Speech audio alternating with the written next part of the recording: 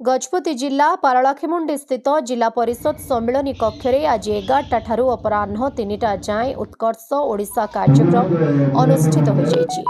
मुख्य अतिथि भावे गजपति जिलापाल विजय कुमार दास, पीडीडीआरडीए डॉक्टर गुणनिधि नायक, जिला शिल्प अधिकारी सुनाराम सिंह, अरुण कुमार त्रिपाठी, सीडीडी निर्देशक ए जगन्नाथ राजू, लीडी बैंक मैनेजर महेश्वर मंडल प्रमुख मंचस्थ होई आजिर कार्यक्रम संपर्क में सूचना प्रदान करथिले। अवसर में इन्वेस्टर मानकु ने एक सभार आयोजन करा जाई जिलार विकास क्षेत्र में योगदान करबा नै कुहा जायथिला।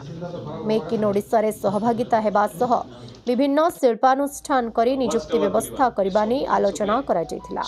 एही कार्यक्रमटी डीआईपीए टीम पक्षरु आयोजित करा जायथिबा बेले आकाश रंजन दास, बद्रीनारायण मिश्रंक सह अन्य माने एहार परिचालना करथिले।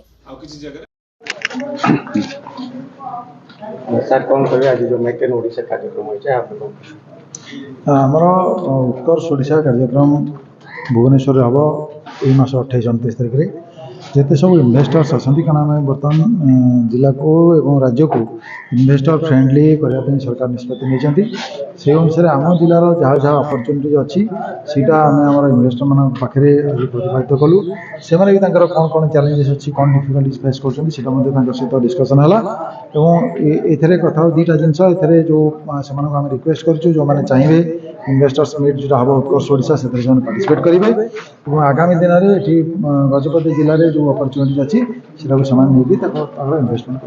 गजपति टिकिली मांग रिपोर्ट ओडिशा हाइलाइट समाचार।